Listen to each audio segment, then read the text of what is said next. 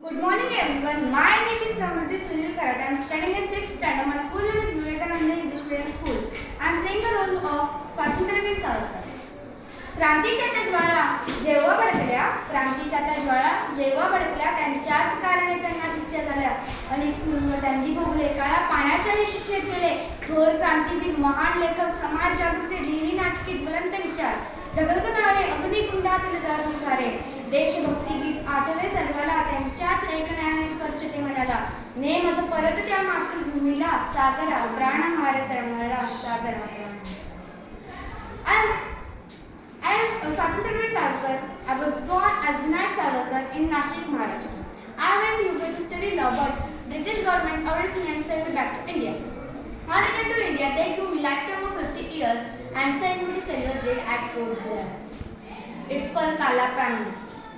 They give terrible torture in jail for 14 years. I was chained, I was flogged, I was tied to meal, extending all days. Sometimes I was denied for food or water. I was often forced for eating rotten food with worms and insects to fight with British. Many called me the greatest freedom fighter of India. It was I who made Hindu popular. Hindutva is the essential decolonized Bharat. Our Hindu region,